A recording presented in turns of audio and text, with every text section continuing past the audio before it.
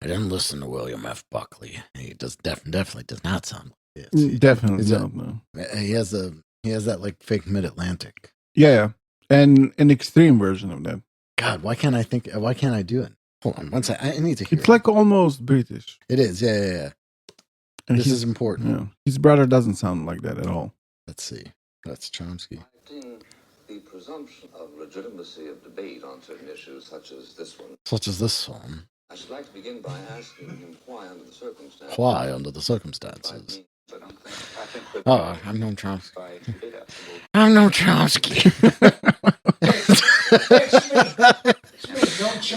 It's me. No, I'm Avram Chomsky. Or the continuation of the state of Biafra. The continuation of the state of Biafra. Biafra. Jello Biafra. All right. You just have to sound like a douchebag. You have to sound like you're, deliberately making an accent that nobody has. Ray Catula is listed as one of the foremost experts of our day on subjects such as the Order of Nine Angles and other such Nazi Satanists. And the continuation of the state of Biafra. Ray, welcome to The Empire Never Ended with Boris and Ray. Oh, thank you, Boris and Ray. I've been trying to channel a William F. Buckley, and I'm not really sure that I'm doing it correctly. Well, it's not that bad. I hope to give you a little solace. It's such a strange. It's such a strange. It's not like not like a Hollywood necessarily. The fake kind of Mid-Atlantic accent. It's more British. Yeah. More trying to be British than... But also not be British. So it's... Nobody actually has that accent. It's not real. I mean, neither's the Hollywood one. No. But somehow, that one's a little bit easier to do for me. See, yeah. Maybe that's not even it. Yeah. It's kind of... That's just a Hollywood voice. Yeah. But that's understood as some kind of a fake dramatic accent. And this is also fake dramatic, but it's like... But it's his life. It's his life. Yeah. Mr. Chomsky. Why? It's not like it's not why. Pensez why have you tapping on your ordinateur. No, it's why.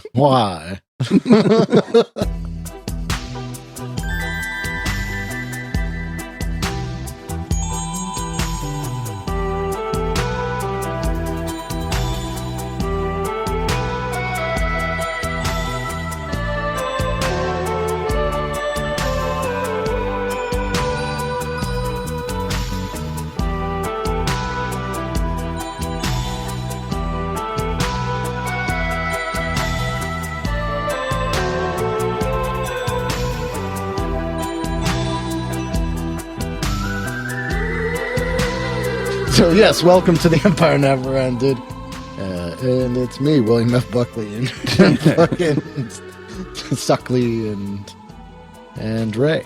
Yeah, Buckley will be a character in this episode. He's not the main character. I don't know if the episode has a main character. I guess we'll see at the end. But this is kind of supposed to be the part 2 of the Mervin K. Hart episode that we did. Yes. Because it's also... Which, I'm sorry, I did not notice until I saw it written out that we were calling him Merv. Yeah. But it's Merwin. Yeah. I did not get that until later. Yeah, it's Mervin. Yeah. Yes. That's Merwin. Yeah. Yeah.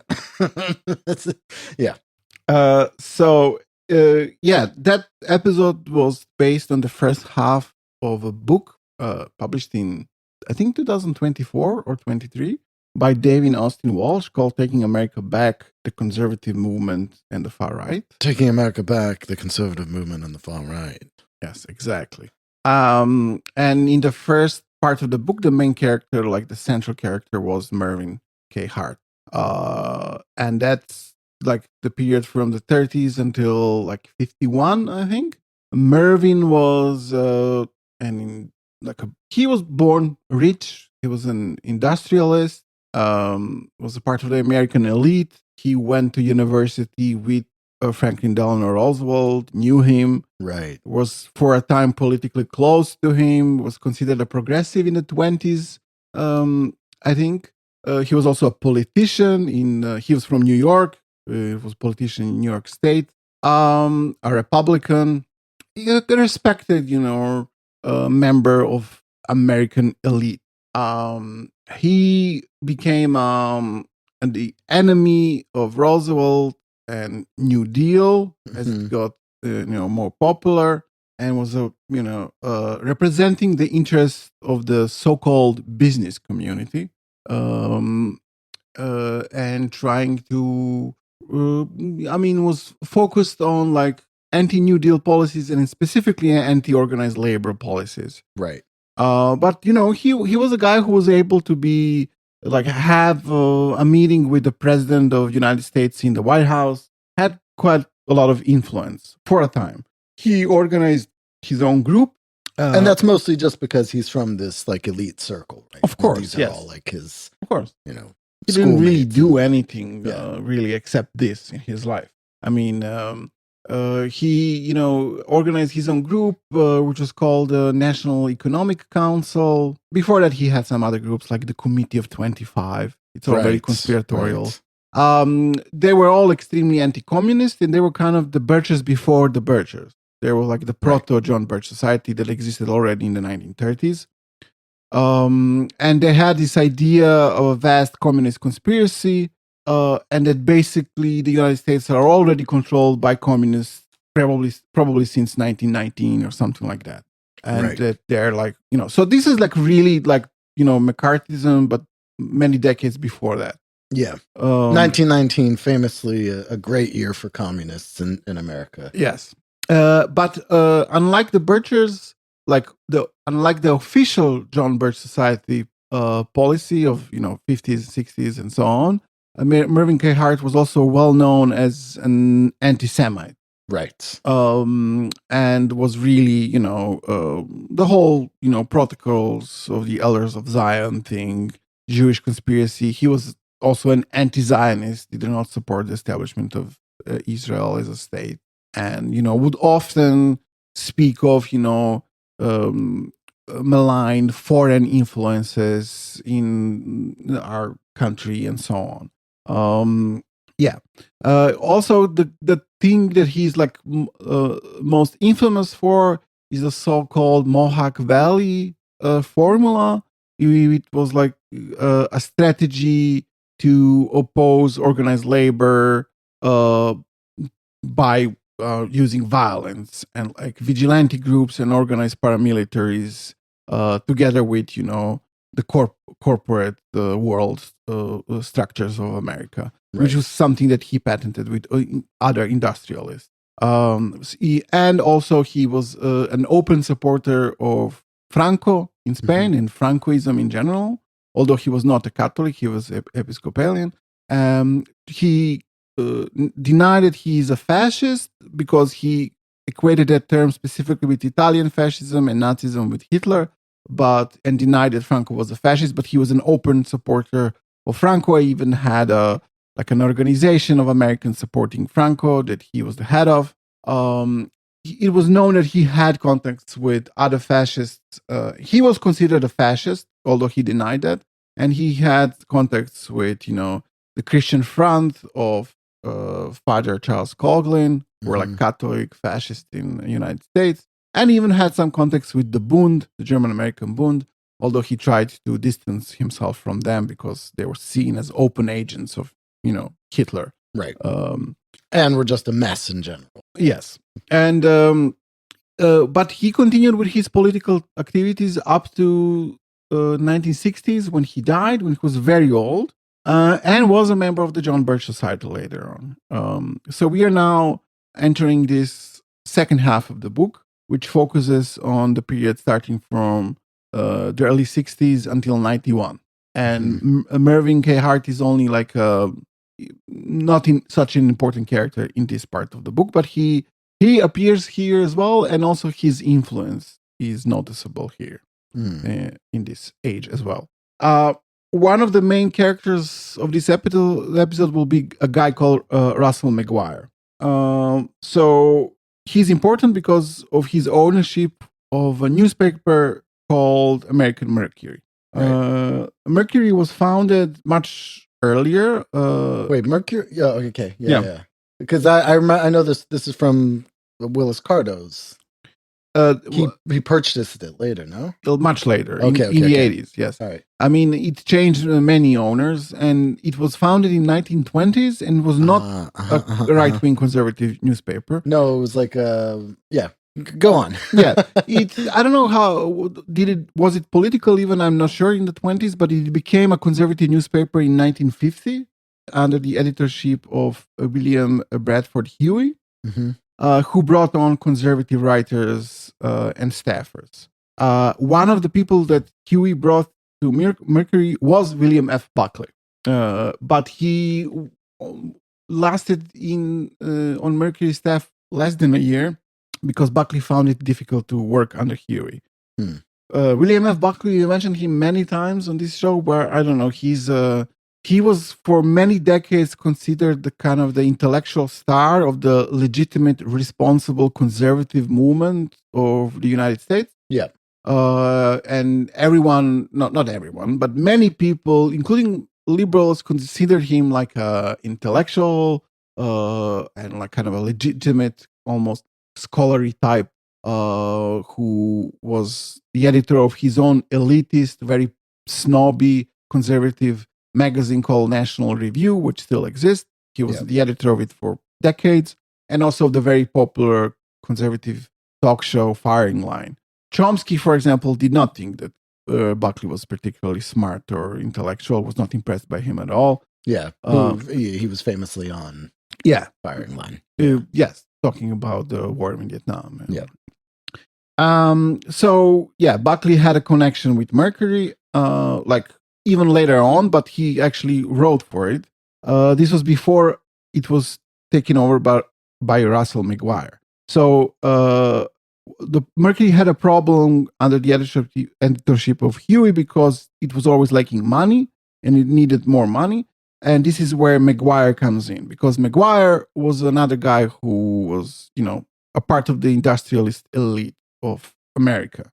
Russell Maguire was born in Connecticut in 1897, graduated from MIT in electrical engineering. He died sometime in the 60s, I think maybe 66. Early on, he was investor on Wall Street, and by mid-1930s, he owned several industrial businesses.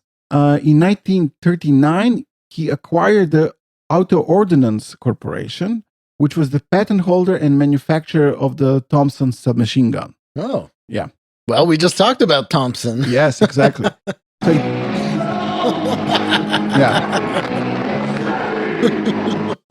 during the Second World War, Maguire developed many contacts with the American and British establishment. That included also like Churchill's cousin, who was American. So he had many, many orders for the Tommy gun during the war and made a shit ton of money. He even had a problem, like was not able to manufacture the amount of money, amount of guns that he was supposed to. So he like contracted out the manufacturing before a new plant was built in Connecticut. Early on, he had a reputation, considering his business ventures, as a fraud and unreliable person. Already in the 30s. So, for example, his license to operate as a securities broker was revoked in 1940 because of some illegal manipulation of stocks and so on. Even the original owners of the Tommy Gun Corporation sued him and went to court, and they alleged fraud, duress, and coercion. His own Maguire's own lawyer said to the ADL that Russell Maguire was a thoroughly unscrupulous individual. after the Second World War, Russell Maguire invested money in oil and gas industries in Oklahoma and Texas. And by the early 1950s, he had over 100 or around $100 million. Damn. So he enjoyed the life of the social elite in New York City. In 1942, he married a rich white Russian woman who was a daughter of a Russian businessman. And when he died in 1966, the New York Times, in their obituary, praised him and didn't mention the Mercury or his politics at all. Although he's mostly known, besides being a rich asshole, as like a fascist anti-Semite. But New York Times didn't mention that at all. They tend not to. So what's maybe of some interest to us is that the ADL claimed in their report on Russell Maguire was that before the Second World War, he was influenced politically by Mervin Hart. And we know that a bit later on in 1947, Hart and Maguire developed a close relationship for some time. Maguire joined Mervin's National Economic Council, but they had a falling out because Maguire didn't invest in Hart's ambitious ideas as much as he promised to. And that's a problem that he will have later on. He would promise people money and then not deliver. Because Hart, was very ambitious. He had this idea of basically something like the John Birch Society before it was a reality, to having to start a nation-wide mass organization dedicated to anti-communism and so on. So they had a falling out because Maguire didn't give the money. We also know that Maguire had a close connection to a guy called Alan Zoll, who was a former member of the Christian Front organization of, Catholic fascist supporters of Charles Coughlin, who was also the head of the National Council for American Education that was found fighting, communist subversion in schools, and published a pamphlet called "They Want Your Children." Oh. Yeah.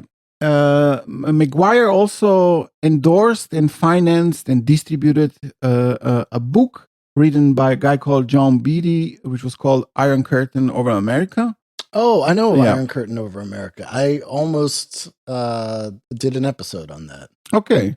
Yeah. So it was an anti-Semitic book, which, alleged that there was a Jewish plot to subvert the American Republic. Beatty, the author of that book, was before that a star officer in the military intelligence during the Second World War. And there's a footnote in this book that says that, the military intelligence was kind of infamous for having lots of fascist sympathies there. And Beatty was also a big supporter of the Khazar theory, that we mentioned many times. And there were other military officers who were very supportive and enthusiastic about this book and its thesis. Yeah, Carr, if I remember correctly, and this is why I wanted to read Iron Curtain. I mean, I did read Iron Curtain Over America. I have it. It's not good. It's not good. Is that he's also one of these guys that promoted Illuminati stuff. Beatty. Beatty. He promoted Illuminati stuff very early in the game. Okay. He was very much into that. So he had the whole spectrum of this anti-communist conspiracy theory, Khazars who control the Democratic Party, all this kind of stuff, and then also gets really into the Illuminati. Okay, so Russell Maguire was very enthusiastic about this book and actually financially helped it, financed the printing, distribution, and so on. But so were the generals Douglas MacArthur and Charles Willoughby, right, who endorsed the book. And Buckley's dad, William F. Buckley Sr., who was an anti-Semite, also loved the book. He also has a book, by the way, called Satan, Prince of This World, which I thought was kind of fun. Cool. So Huey resigned from American Mercury in 1952 because Maguire wanted it to become more, even more right-wing. and he was attacked for his far-right connections by NBC and The Time. So this is a quote from the book. Huey admitted to Time that he knew about Maguire's indiscretions and operations with the Christian Front crowd. But to me, money is impersonal. If suddenly I heard Adolf Hitler was alive in South America and wanted to give $1 million to the American Mercury, I would go down and get it. This attitude persisted among conservative publishers well into the 1950s. William F. Buckley Jr. approached both Maguire and Beatty in 1955, the latter on the advice of his father, for seed funding for National Review. So, yeah, Jr. also had connections with both of them. Maguire replaced Huey with a guy who was, until that time, a PR director for the Hearst Company called John A. Clements. So he became the new main editor of the magazine. Mercury was then even more militantly anti-communist and published frequent defenses of Joseph McCarthy and his red-baiting campaign.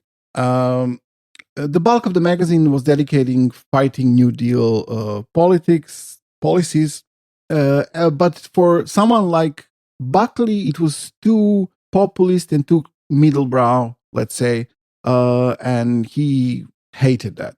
Buckley was much more like elitist. Like that was a bigger problem for him, than anti-Semitism and this insane anti-communism and something like that. Right. Although Buckley was not an anti-Semite, he tolerated anti-Semitism for a long time. I mean, his father was an anti-Semite, and Buckley would openly speak about that and how he disagreed with his father about that and so on. So American Mercury generally conflated New Deal liberalism with socialism and communism, and this is something that it had in common with someone like Mervin Hart, and all of those people from the 30s. That was kind of the way they fought a New Deal, was to constantly conflate it with communism. Right. So, interestingly, the author of the book points out that there were not many articles on the race question directly in the Mercury, although you can really glean what their attitudes towards the race were from their so-called general interest articles. So, for example, in one article, they claim how the ruins of Great Zimbabwe must have been built by pre-Dutch white colonizers. Yes. Of Africa. Yeah. They also, understood the civil rights movement exclusively through the lens of communism. And also they published the pro-apartheid texts. Great Zimbabwe really pisses off a lot of these European white nationalists too. Yeah, I just obviously didn't know what to do with it. Yeah. That's in if we go back to the World Church of the Creator and all that stuff too. That's also a big part of the British Israelism. And all of these things were built by some white people. Yeah. Yeah. The Mercury also endorsed segregationist politicians and their campaigns. For example, Senator Herman Talmadge, whose father was Eugene Talmadge, who was in the 1930s the governor of Georgia, and at that time told a reporter how he read Mein Kampf 7 times. Damn. They had friendly relations with William F. Noland, who was at the time the leader of the conservative faction in Senate, and from 1953 to 59, the leader of the Republican Party. He had a friendly relationship with the American Mercury, which is this anti-Semitic, racist, anti-communist newspaper. John Clements resigned from Mercury in 1955 because Maguire wanted to take it into a much more explicitly anti-Semitic direction. So after that, Maguire appointed his own stepdaughter as the replacement for Clements, which is not a great idea because she didn't have any kind of journalistic experience. And this was a bad period in general for the Mercury. There was, because, Clements resigned because of anti-Semitism, there was negative media attention on Maguire. He was criticized So he even skipped a ceremony by the American Legion where they were supposed to give him the Americanism Medal because of all of this criticism for anti-Semitism. So it's interesting that, the American Legion, we have an episode or more than one episode on them. They would give him this Americanism Medal to this guy who was, to many people quite obviously a fascist. Right. After that, the American Legion tried to somehow distance themselves from him, saying that they didn't have any knowledge of his anti-Semitism, and they wanted to award the whole staff and Mercury as a magazine, not Maguire as an individual.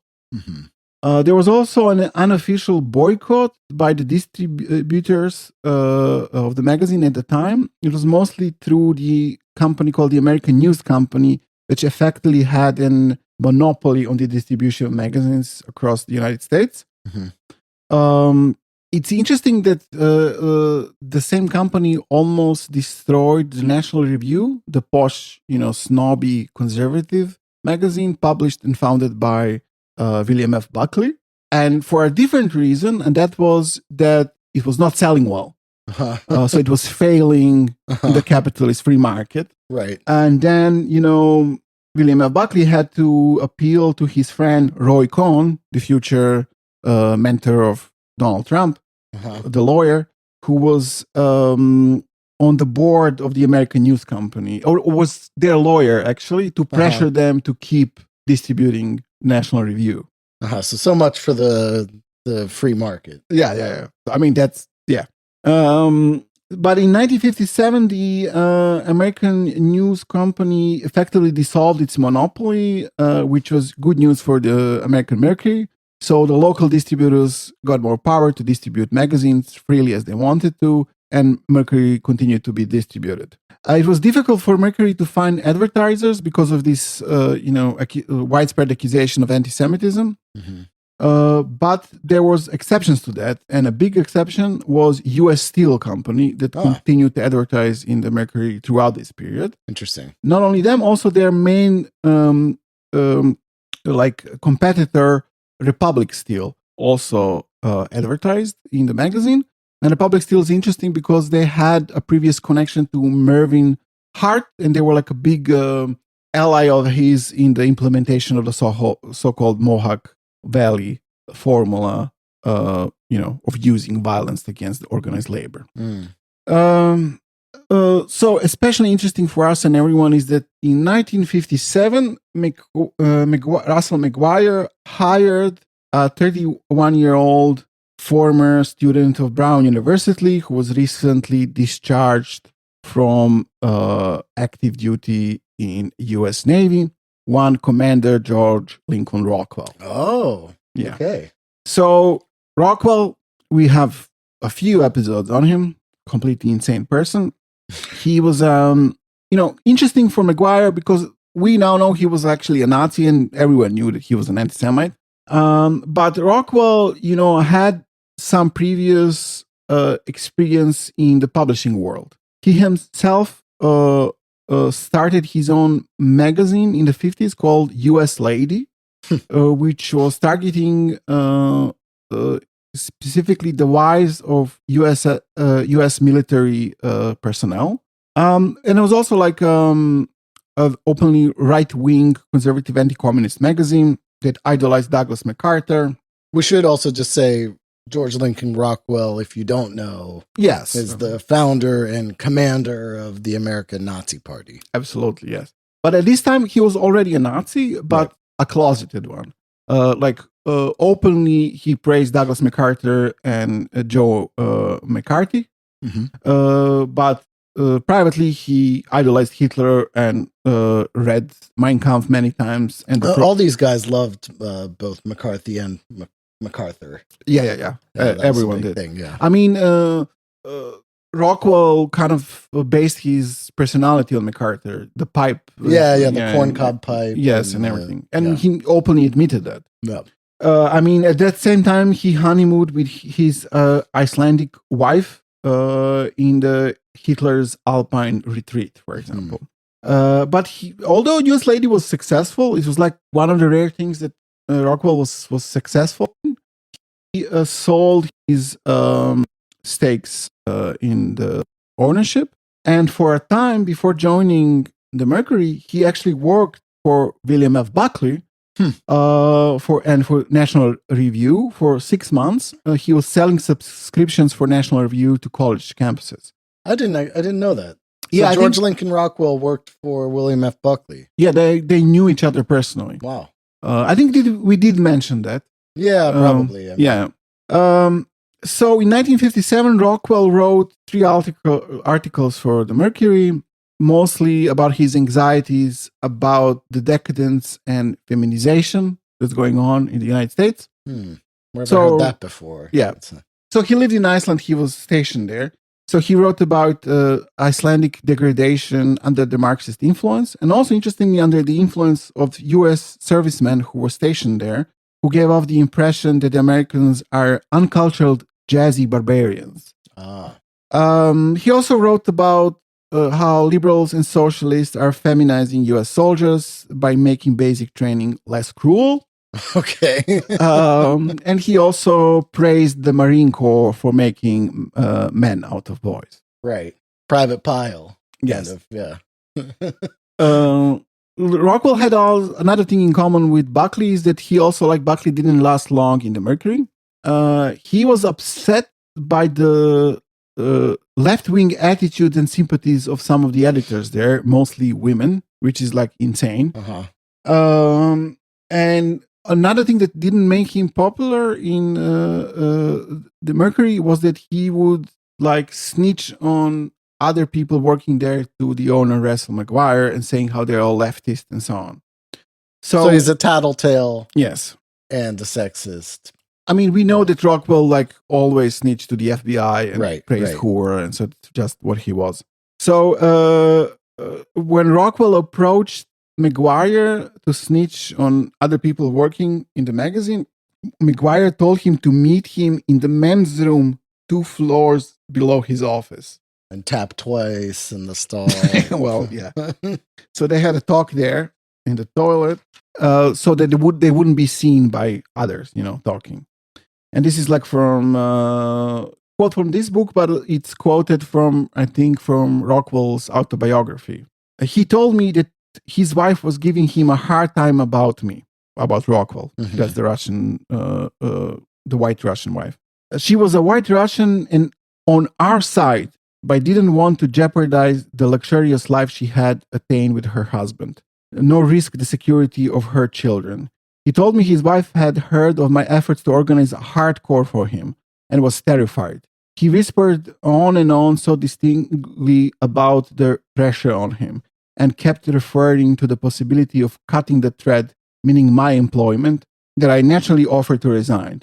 He accepted before I had all the words out. So even after that, Rockwell tried to have some kind of relationship with Maguire for a short while.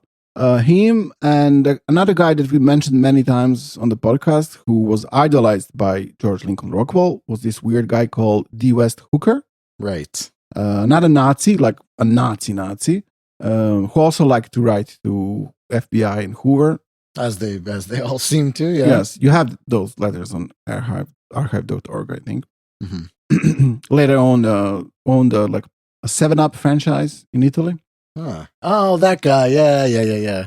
So Rockwell and Hooker met with Maguire, and they told him about their plan to organize a slow Nazi buildup across the United States. And, they openly spoke in those terms. So they knew that Maguire was also a Nazi. Mm-hmm. And, to take the country back from the communists and Jews and whatsoever. And it was like an urgent plan that they had. And Maguire said that he thinks their plan is terrific and he will give them for the first year $1,000. Okay. And they were insulted by this amount of money and basically decided to cut ties with him. Damn, I was about to say $1,000 back then was not that bad, I guess. I mean, maybe not for like a serious operation. Yeah, like Rockwell and Hooker were insulted. I mean, Rockwell didn't have good financial luck later either. No, not at all. But I guess this was the beginning of his catastrophe for life, I guess. Yeah. He didn't know what's coming. Yeah. And,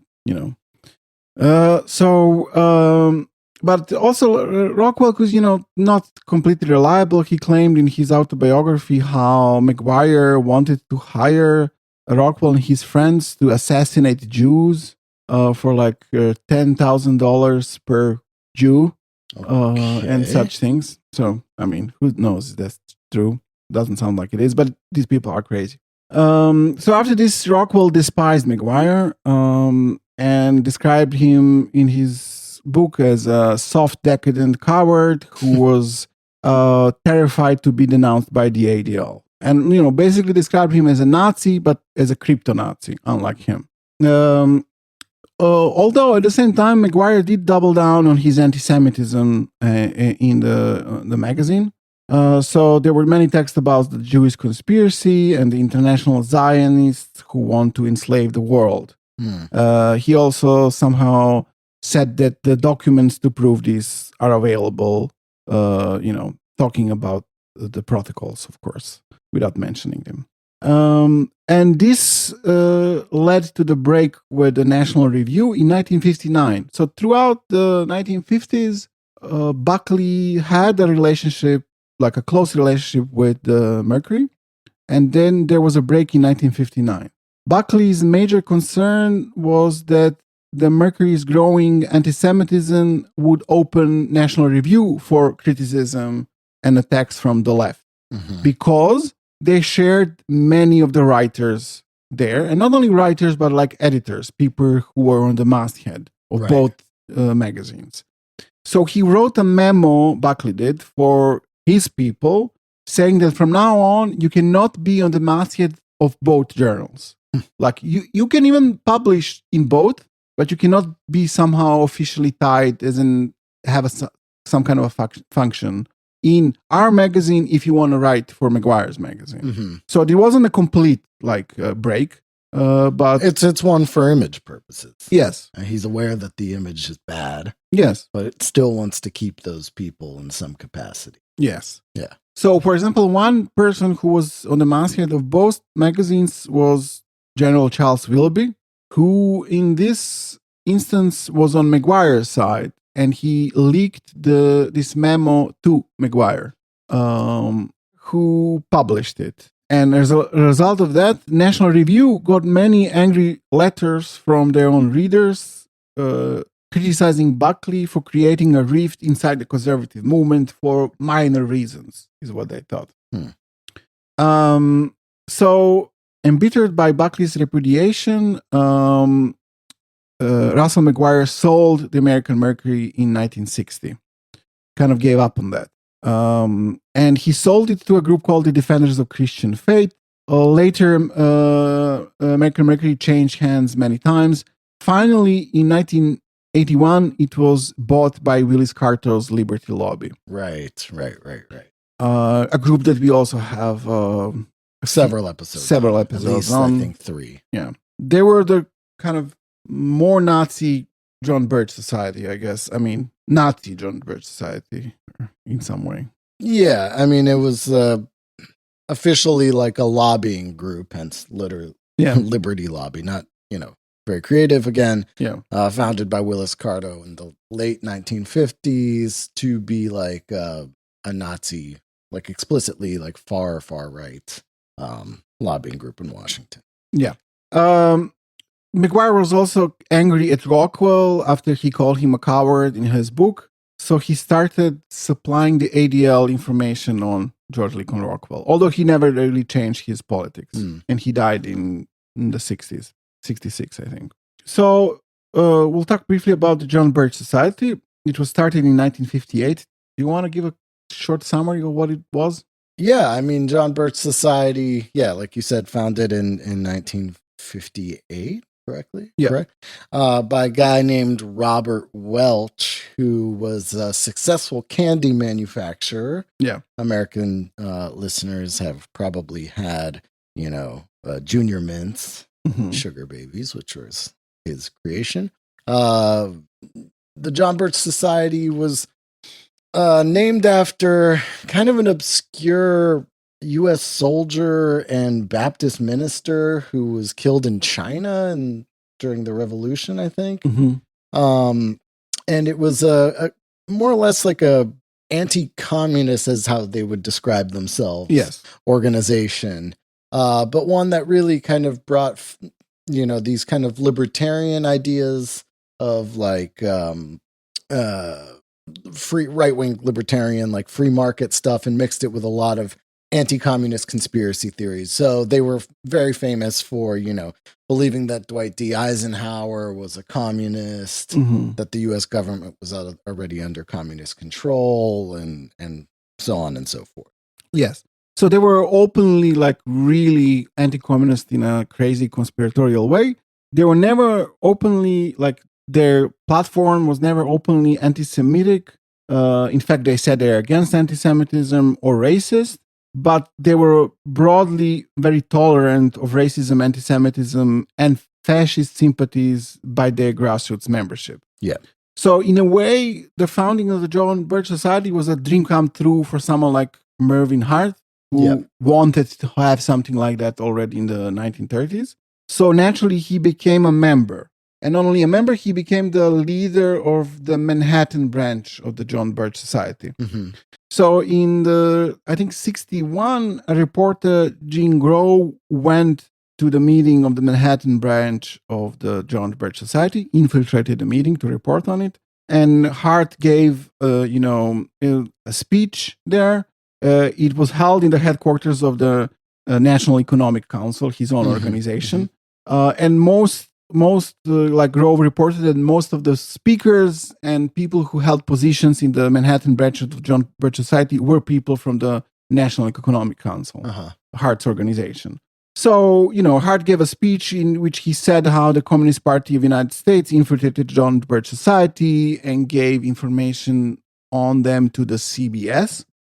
He also criticized educational documentary by ABC about the political situation in Latin America, saying how it's out and out communist propaganda and was an attempt to lay blame for South American poverty on the better classes in Venezuela. And also plea for more foreign aid from the United States. Another member of the meeting spoke about communist infiltration of Protestant churches. Oh, famously. Yes. And at the meeting, a newsletter published by the Economic Council was sold, called Economic Council Letter. And in it included an article that said that Holocaust was a hoax. And how the Jews, were not killed. They all live in the United States now. So this is like something that was published by a head of a branch of the John Birch Society and openly distributed at a meeting of the John Birch Society. And this time period that you're talking about here, like the early 60s, that time in the 60s was basically the height of the John Birch Society in terms of membership. Yeah. They were doing pretty well then, and they were becoming kind of well known, but they were also kind of well known for being as crazy as they were. Yes. Even though now, like a lot of stuff that they say is pretty mainstream, and they've shaped a lot of right-wing politics in America. But now they're like tiny, no? Yeah, but their ideas are pretty mainstream. Yes.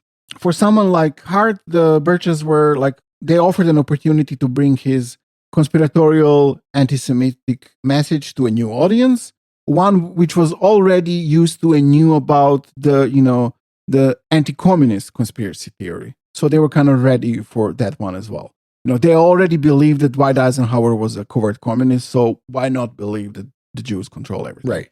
And that was like one thing that we've come across in our show anytime we talk about American fascists that come in that like time period from the 60s, from the 50s onwards. Almost all of them were at some point members of the John Birch Society, of like the big names that we've talked about. Yeah. So, although Welch provided money to Buckley when he was starting the National Review magazine, Buckley wanted to distance himself from the Birchers. and Welch. He was wary of Welch's closeness to American Mercury and to Rockwell and Maguire, among other things, which he had a low opinion about. So both Welch and Buckley were part of the American aristocracy, but there was a difference between them, and that was that Welch, quote unquote, made his own fortune by being an industrialist, and Buckley was just born rich. Yeah. So I mean, I think if I remember correctly, Welch's career, like in the candy business, was like him and his brother, like coming up hard scrap and making it. So this also meant that they had somehow a different view on things, especially politics, for example, and economy, in the sense that Welch was much closer to what we previously in some episodes described as a kind of a fascist view of capitalism, sometimes masked as anti-capitalism, not in this case. So Welch, favored productive capital, which he thought was derived from hard work and production, and was superior and authentically American, in contrast to parasitical speculative financial capital. Sure. Yeah. Only in this case, this wasn't termed in some kind of anti-communist way, but some fascists in Europe said the exact same thing and represented that as a kind of anti-capitalist critique. Right. So in 1959, Welch created a John Birch Society front group, which was called the Committee Against Summit Entanglements case. Summit Entanglements? Yes. It was a group designed to pressure Eisenhower to refuse a summit proposal by Khrushchev and the USSR. Okay. And Buckley, who didn't like the Birchers and that crowd, was kind of insulted and upset they didn't invite him to join this group. Well, my understanding of Buckley's relationship with the Birchers, because he was famously very critical of them. Yeah. Right. Is that it was more of a kind of dislike of Robert Welch than it was for the Birchers. Yeah. Per se. Like, I think he would have been happy to have the John Birch Society around without Robert Welch. Yes, and he also did not like this anti-communist conspiracy theory. He liked some of it. He thought that the Eisenhower stuff was taking it too far, and that was Robert Welch, but that there was like sensible analysis there, which was to us also like insane anti-communist conspiracy. theories. He was completely anti-communist, right? But he did not think that America is in control of the communists. Yeah, and that the fluoride tap water. Yeah. He would say that how he didn't like Eisenhower, but he said and wrote openly that Eisenhower is an anti-communist, and that anti-communists too are like undoing United States. Yeah, it's not only the communists. So he was, So anyway, he was upset that he wasn't invited to join this front group, and he contacted his good friend Revilo Oliver to complain. Our very good friend Revilo Oliver. Yes. So we had an episode on him. We finally did an episode on him, even though he's a guy that's been coming up in our show since the first arc. It's an episode that mostly focuses on the book John Franklin Letters. And the author of this book, David Austin Walsh, actually thinks that Oliver didn't author that book. So some authors differ on that. Something that he did, some things that he didn't. This guy in particular thinks that it's not his style of writing, but he certainly propagated that book. We'll talk about that a little bit later. So Revilo Oliver was like a good friend of Buckley, although he was an insane anti-Semite, and Buckley knew that. Yes. But he liked him because he was, a professor, a classicist, respected in his field. And he was not only, Oliver was not only one of the founders of the John Birch Society, he was also a writer for the National Review who was on their masthead, Yeah. And Oliver reassured Buckley that there is no boycott of him by the Birchers, and he can relax. They had a connection since Buckley and Oliver did since 1955.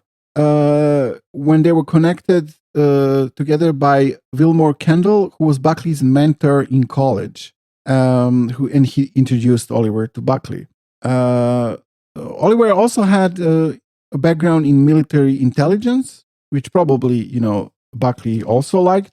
All of these things he can like because of, what really connected them together was that they were snobs and they shared like this elitism.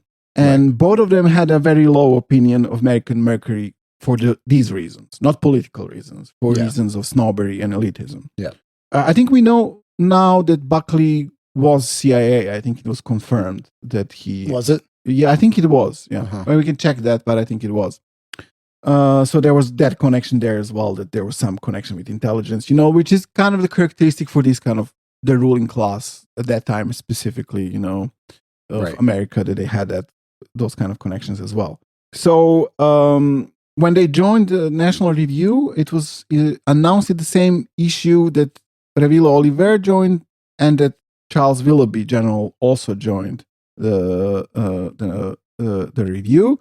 And it was a big deal for Buckley because he wanted to have an elitist, right-wing conservative publication, and there were not many conservative scholars around, so he was, delighted to have Revilo Oliver there. Well, Oliver also often criticized the National Review for not being sufficiently conservative and aggressive. So Oliver was open advocate of, the biological concept of race, and he wrote articles stating that in the National Review. Also, he advocated, the idea that there is a clear racial superiority of the whites over other races, also included in his articles in Buckley's magazine for many years. He wrote a critique of a book for National Review by Ashley. He wrote a critique for the National Review of a book by Ashley Montague, which was called "Man: His First Million Years," and it was like one of the first books that clearly criticized this idea of race as some kind of a biological reality and so on. Mm-hmm. So Oliver wrote a review attacking it, saying how it ignored striking evidence of the different intellectual capacity of different races, and concluding that this was a part of some kind of a plot by the United Nations against the United States. Of course, this was big and for Birchers. I mean, they invented the whole UN conspiracy theory thing. Yeah. So at that time, Buckley had this very anti-communist conspiracy theory like the rest of the Birches, but he insisted more on racist and anti-Semitic things than Welch did. Right. So at the same time, Buckley himself published a text in National Review that he wrote, which was called "Why the South Must Prevail." Oh. In which he declared that the Southern whites, as the advanced race, were entitled to take such measures as are necessary to prevail politically and culturally in areas where it does not predominate numerically. Buckley added for good measure, mirroring Oliver's views, that there were ample statistics evidencing the median cultural superiority of white over Negro, but it is a fact that obtrudes a one that cannot be hidden by ever so busy egalitarians and anthropologists. Huh. So this is, Buckley. It's not Revilo Oliver. Right.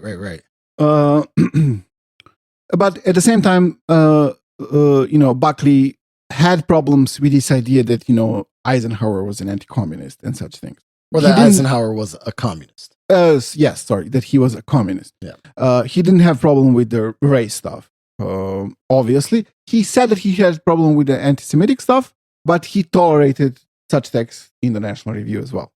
So he criticized Buckley did both the John Birch Society and Revilo Oliver for the same reasons, but he was much more gentle to Revilo and conciliatory to him than he was to the Birches. And that's for these snobbery, elitist reasons. He valued him as a classicist, as a academic, as a part of the same class that he was, Also, there was political difference that's interesting for us, especially, and I'll talk more about that soon, between them. And that was that, the National Review and Buckley, they thought that this liberal hegemony over the United States will be overturned eventually.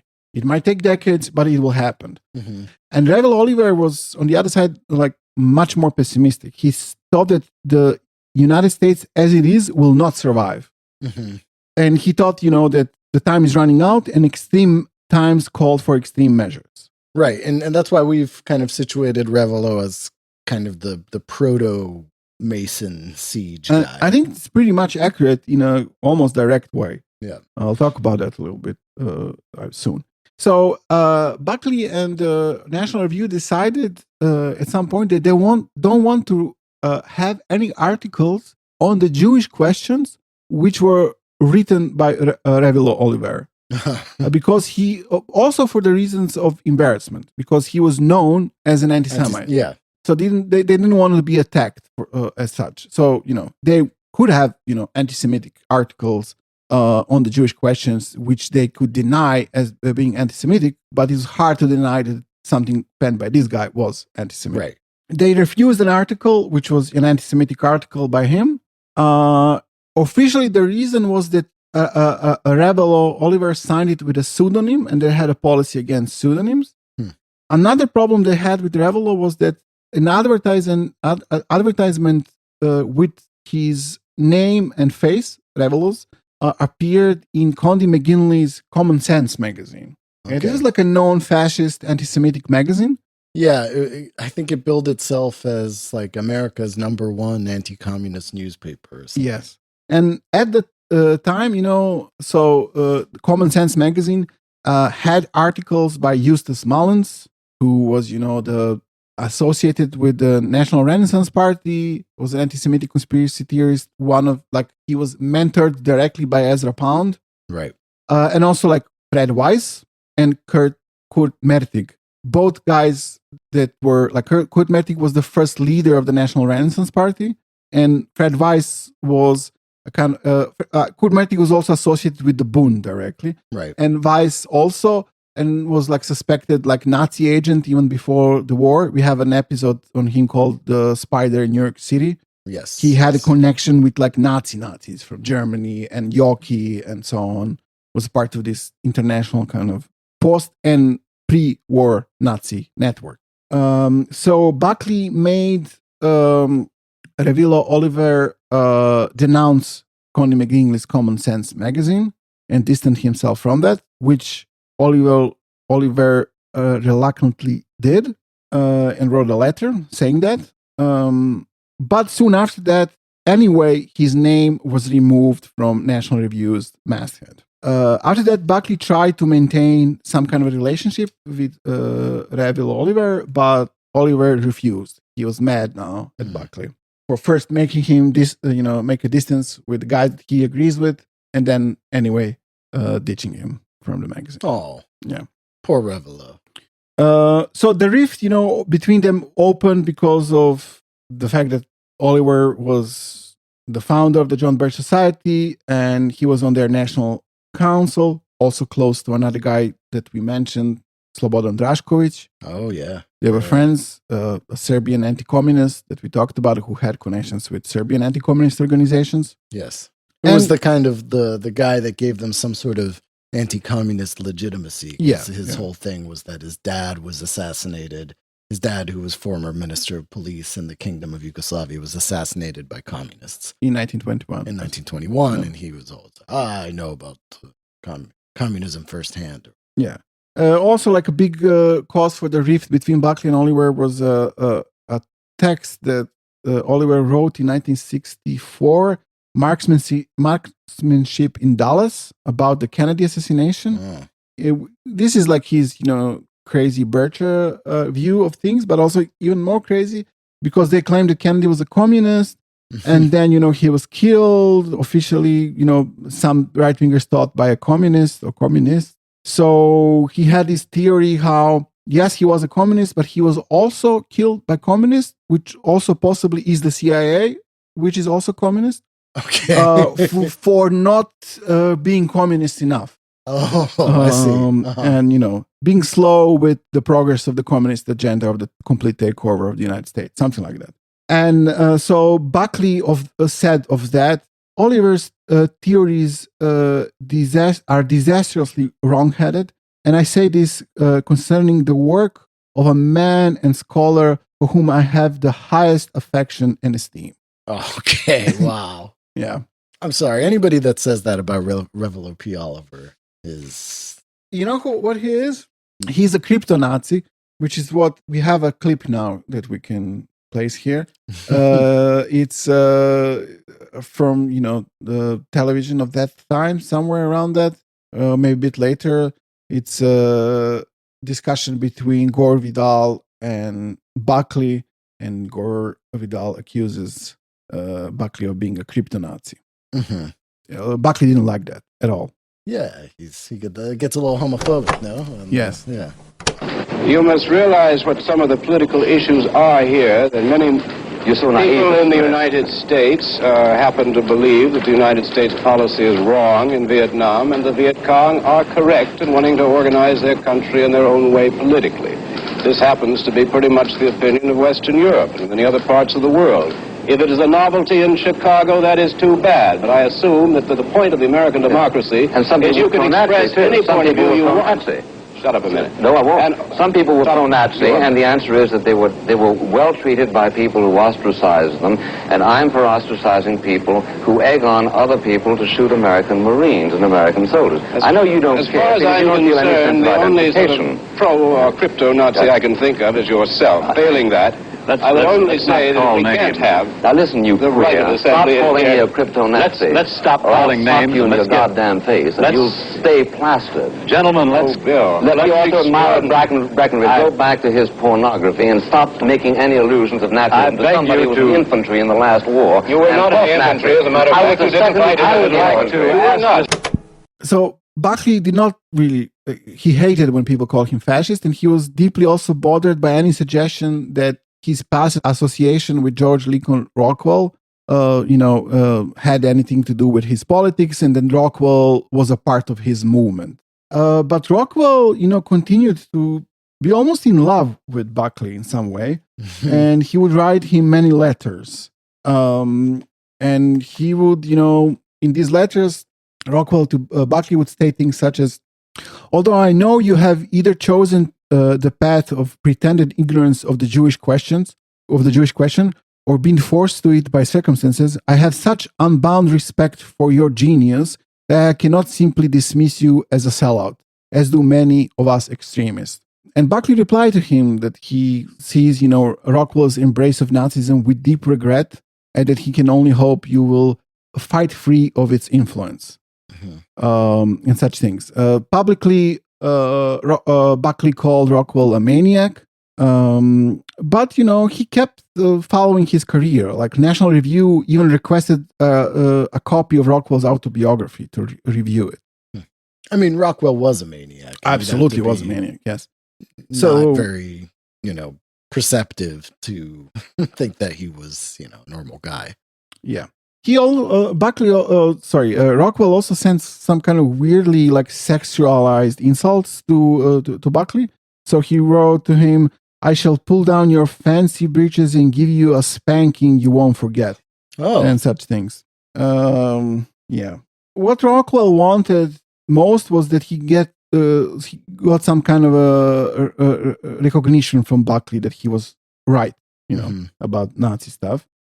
He even wrote a fantasy, a fictional teleplay portraying a conversation between Rockwell, Buckley, and Welch, and it ended with all three of them linking arms and shouting "Sieg Heil," is what Rockwell wrote.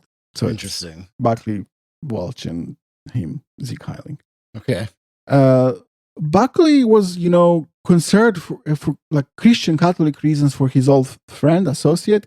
So he sent Buckley, his friend, who was a Catholic priest, to talk with Rockwell and try to persuade him to stop being a Nazi. I think this was in 1964. And they had a nice conversation. And after that, Rockwell thanked Buckley for it, but said that, and both the priest and Rockwell concluded he cannot be, changed. He's a Nazi. But they did agree on some things, how they will have to deal with communists and such things. For example, Rockwell suggested that we shall smite the enemy hip and thigh, as did our brothers in Spain, when we get to our chance. So this is like something that, Buckley's friend agreed with Rockwell, although, they regretted that he's a Nazi. Right. They both agree that the correct side won the Spanish Civil War. Absolutely. And so Rockwell added in this letter to Buckley, as I see it, I shall provide you and the father, meaning the Catholic priest sent by Buckley, and others like you with a great comfort. I shall eagerly perform a dirty, messy task which must be done here in the gutter, souling my soul, suffering the loneliness of ostracism and loss of family and the curses of most of the world, but finally delivering to men like the Father and perhaps you a world in which nice people can once again exist. And he wrote, please don't kick me as I walk past you with the load. Yeah. What? Yeah. It's the burden that he's carrying. Yeah.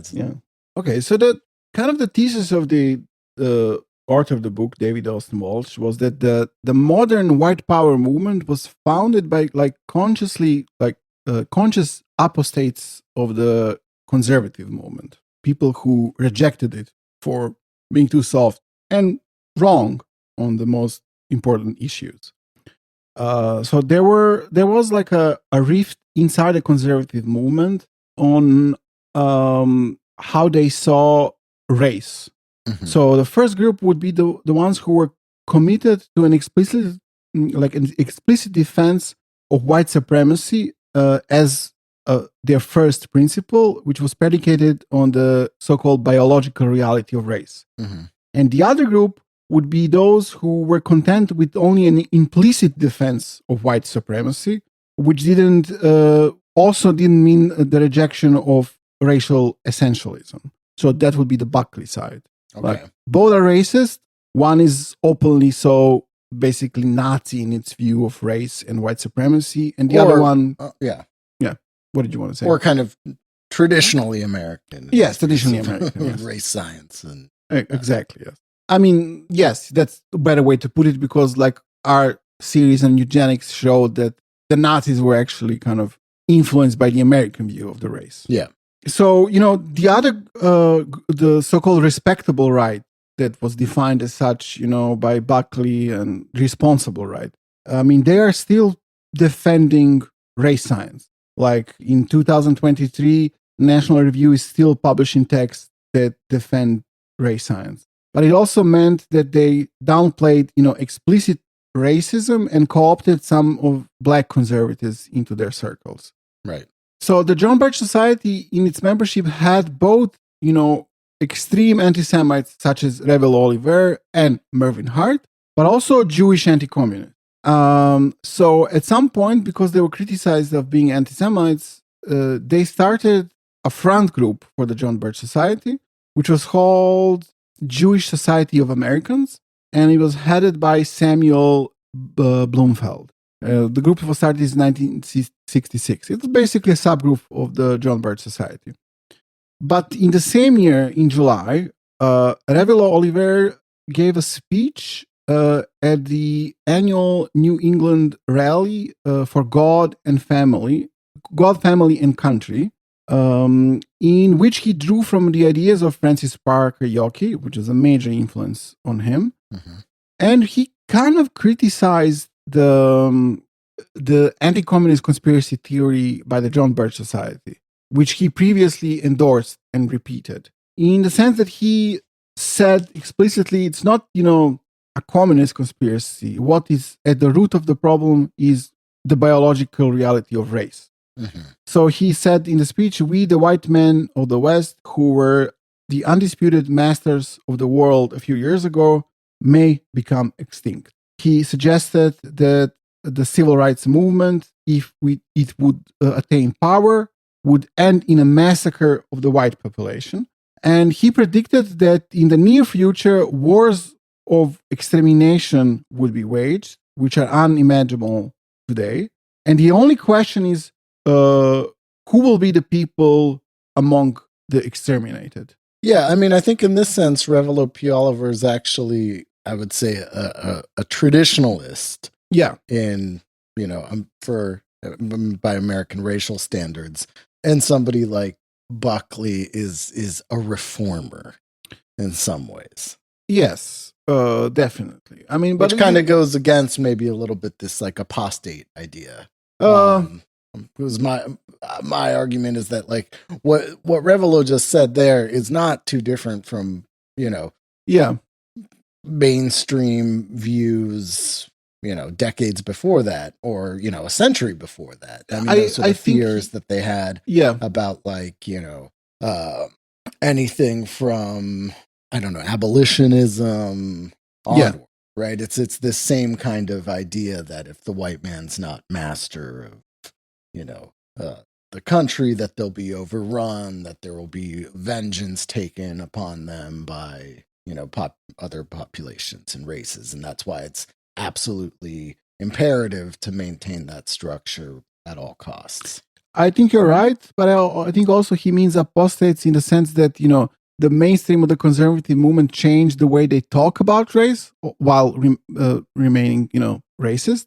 So in that sense, they were the apostates. Those are reformers, right? They started to reform, and then these guys are the traditionalists. Yes, but they were like successful. Buckley was successful in reforming it. Sure. Yeah. So they became the mainstream, and then these people gave up on the conservative movement. And explicitly, some of them said that like it's, like today, the Nazis make fun of conservatives, call them conservatives and such thing. Right. So this was kind of the view that was started in that period of the conservative movement by these people who left it, and they knew that they were leaving it. Yeah.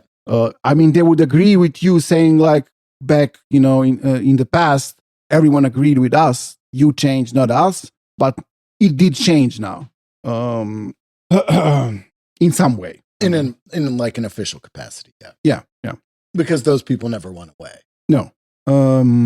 So he's talking about extermination that's inevitable. It's only the question who will be exterminated, which is an implicit call for an extermination.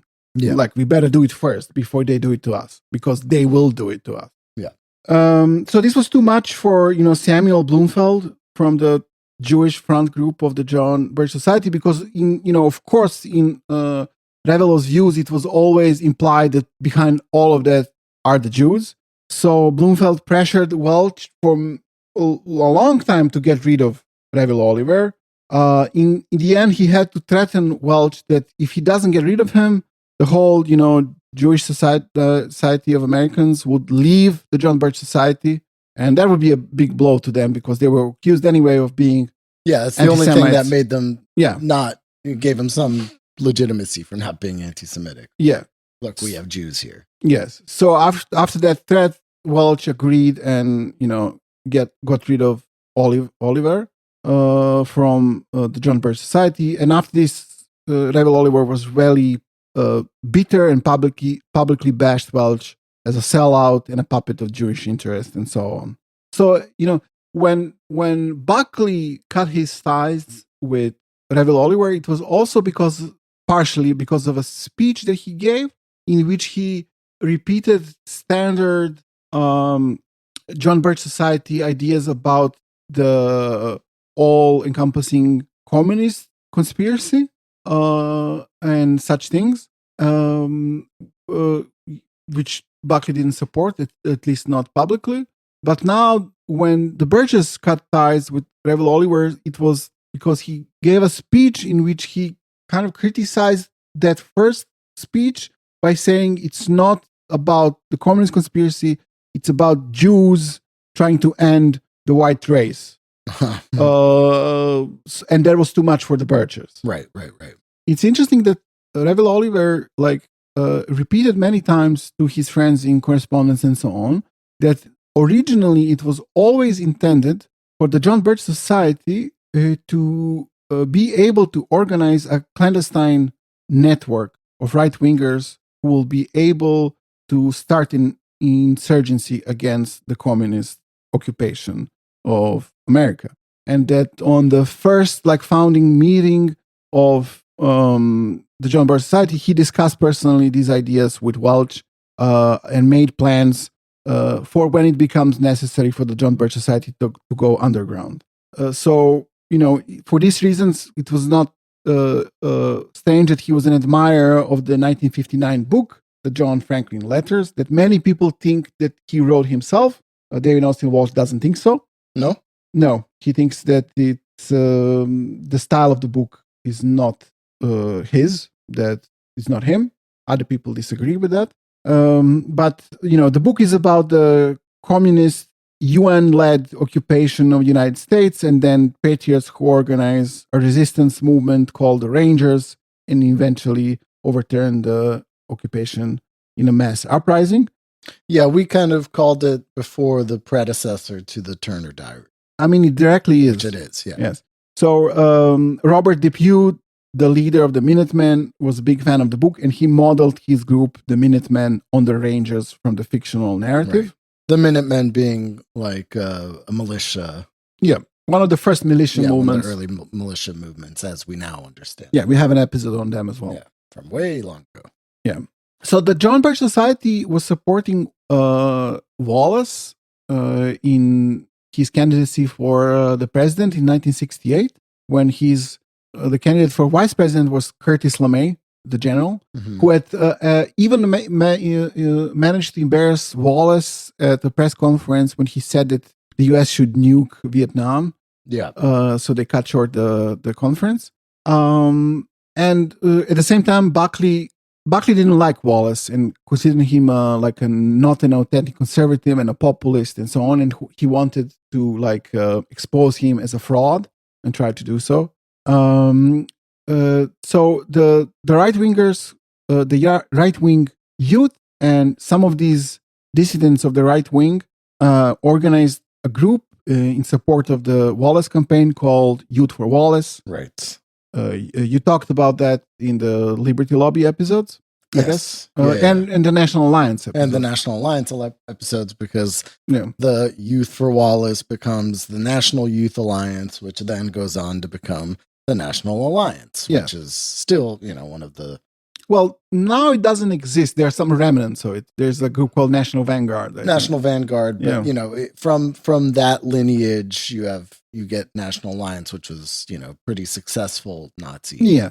I'll just briefly say that, behind the start of the Youth for Wallace was Willis Carto, right, the main guy behind the Liberty Lobby, who had money and he financed it.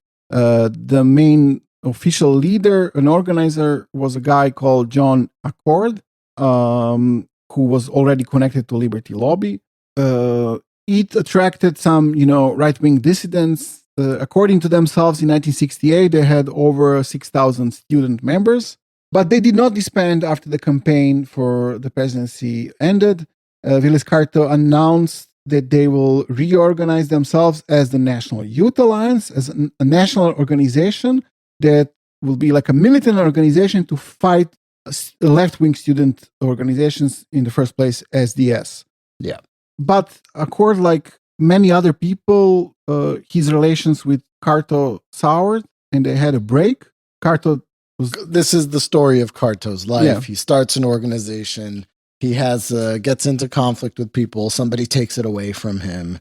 And then he goes on and starts another organization, which then somebody takes away from him because of a fight, because absolutely nobody could get along with or like Willis Carto. Yes. And the reason for this rift was that Willis Carto wanted to take the organization in explicitly neo-Nazi direction.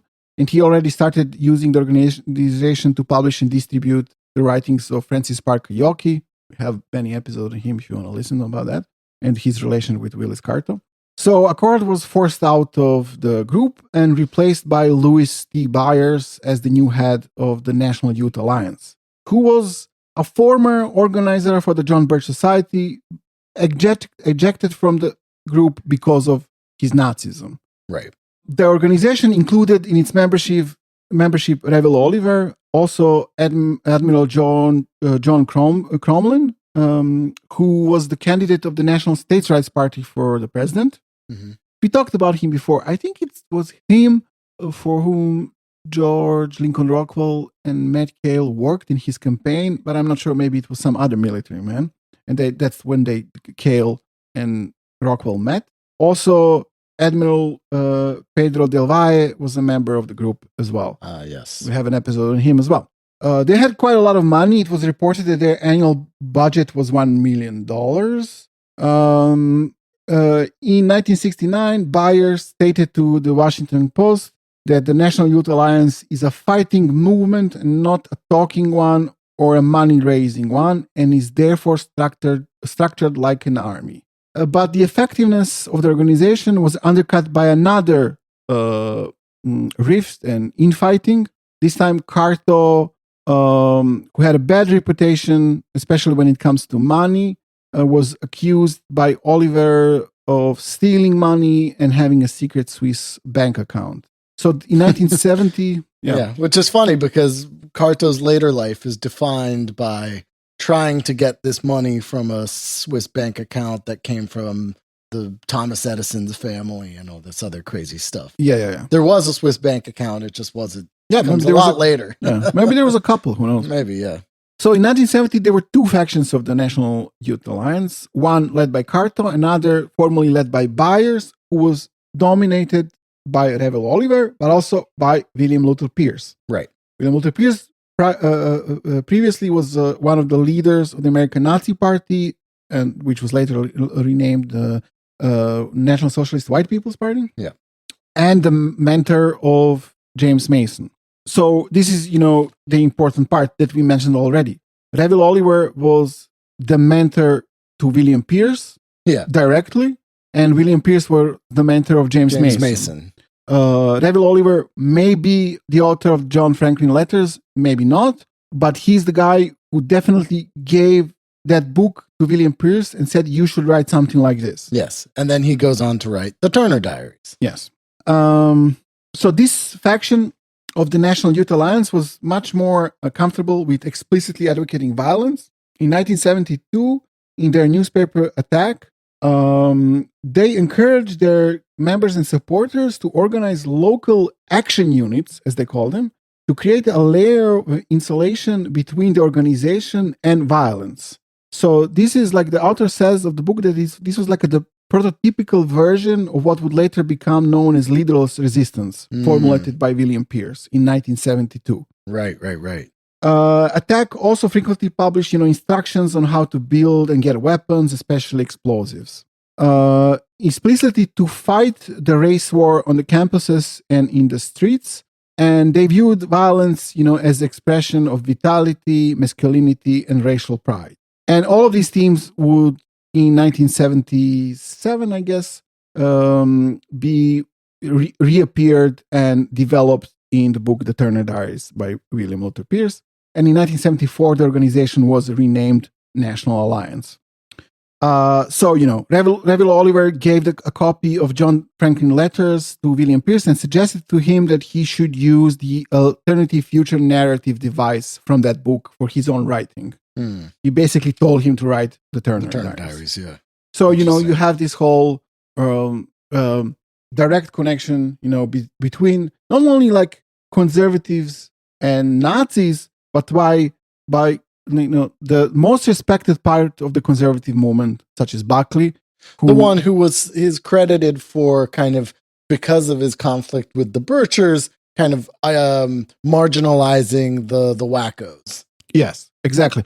So Buckley, in the official narrative, is the guy who purged the conservative movement from the lunatics, the anti-Semites, the Nazis, and maintained, the tradition of well-respect, which is a false history. Right. But also, you can make a direct connection, like in a few ways, between him and not only the Nazis, but like what is now considered the most extreme Nazis, such as James Mason. Because Revilo Oliver was a close friend of Buckley, who even like when he was ejected from the conservative movement, Buckley didn't have a problem to publicly say how much he respects him and likes him. Right.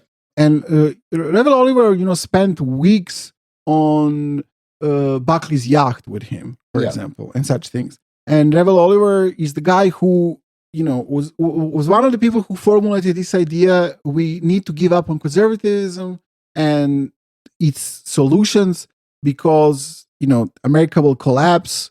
There will be an inevitable race war of extermination.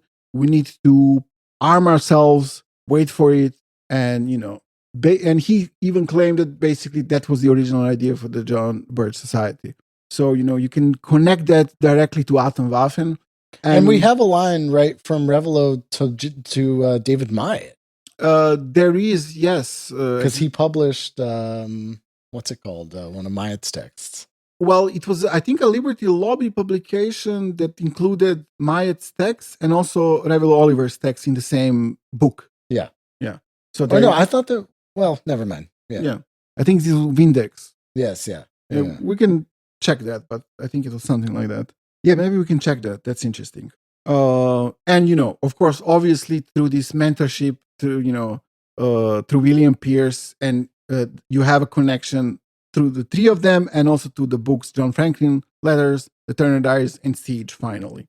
But, the other part, the so-called respectable part of the conservative movement, specifically, the small group around Buckley who defined it and, included the neocons in it and respectable paleoconservatives and so on, but said, we don't have room for fascist Nazis, anti-Semites, and so on, continued to have a close affinity with the Nazi stuff. Right. So, for example, after Buckley, the most prolific writer of the National Review and the guy who was kind of mentored by Buckley to be his successor was a guy called Joe Sobran. And so Buckley liked this guy who was, younger than him. And because he was educated in the classics, he studied Shakespeare. He was a devout Catholic, as Buckley, which is what he liked very much. So, he was like a snob, which was, essential for Buckley. And Sobran wrote almost 400 articles for the National Review. The only person who wrote more was Buckley himself, and was by many people seen as, Buckley's successor, who would lead the National Review after him. And, like many other writers in the National Review, Sobran was the advocate of race science and apartheid. And in the 1986, he wrote a syndicated column, in which he openly supported and promoted a white nationalist magazine called Instauration, which, is a white nationalist magazine which was affiliated with the Pioneer Fund. Okay. Or funded by it. So the Pioneer Fund, we talked about it in the eugenics episodes, is a fund that started 100 years ago to fund, race science research and had connections with Nazis and so on, and continues to exist in some other form today with the neo-eugenicist movement. Right. So Sobran, the protege of Buckley, wrote how the Instauration, this white nationalist magazine, he wrote this in 86, is often brilliant magazine covering a bit nobody else will touch, and doing so with intelligence, wide-ranging observation, and bitter wit.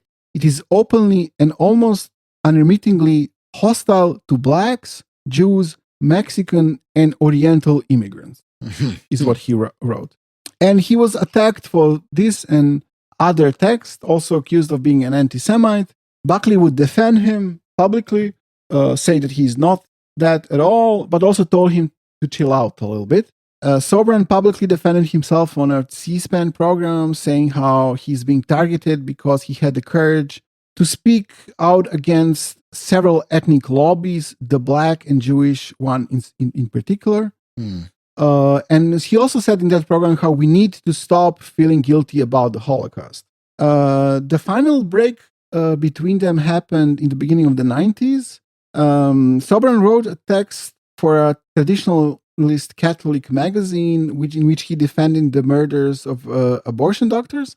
But that was not the reason for the rift. The rift came, the break between them came when Sobran, in one of his texts, attacked Buckley himself and accused him of being a social climber who turned his back on our people in order to satisfy his social ambition by appealing to New York City Jews, and especially to Zionists. And he said he will never cross them. And at that point is when Buckley fired Sobran. So Sobran in the 2000s would frequently be a guest at the conferences organized by the Institute for Historical Review and published the text in their journal, the Journal of Historical Studies, and also had a Liberty Lobby connection. So that's a guy who, went Nazi, who was like supposedly not a part of the crazy movement. Right. And was like, not only that, but was like possibly the successor for Buckley if he didn't start criticizing him for, being a coward and afraid to speak against the Jews and so on. Yeah. So that's this story. I mean, in some ways, it's a very familiar one. Right? Yes. This is kind of reinforcing things that we're always constantly saying, right? And which is, especially when you get figures like William F. Buckley and how they were understood in like, the mainstream narratives about, who these people are and how, yes, they like purge the Republicans and the conservative movement of the weirdos and the freaks and the Nazis. Yeah. And then we just see that that's, in fact, not true. No, and it's, especially now, some people now, even liberals, are nostalgic about Buckley and how, how sophisticated he was, and unlike Trump and so on. Yeah. And that was also his kind of brand, is that he's the sophisticated guy. Yes. Which is why he has that ridiculous accent. Yes. And somehow it still works for some people today. Even. It does. We were talking about this last night. Yeah. We've had arguments with people who should definitely know better. Yeah. Who have some, weird nostalgia for the people like William F. Buckley, because at least they knew how to do a debate on television and they were honest. And it's like, he's best friends with Revilo Oliver, who, gives you the mass shooter Nazi of today. Exactly. I mean, so no, come on. It's ridiculous. Sorry, it is you're right. Vindex is published in the same, in Liberty Bell, in the same edition as Revilo Oliver's texts. Yeah. Yes. So even David Myatt is here. Even David Myatt's here. Yeah. Somehow. Okay. Yeah. All right, great. Well, we're about at the end of what we considered to be what was left of this arc. Yeah. And we'll be wrapping it up shortly. Yeah, this is the last proper episode in the arc, and we'll do one wrap-up episode. Yeah. And that's, there will be other Americans, they just won't be following in this exact trajectory. Yeah, exactly. Yeah. All right, cool. Well, thanks everybody for listening. Yes, and thank you. We'll see you soon. See you soon. Bye. Bye.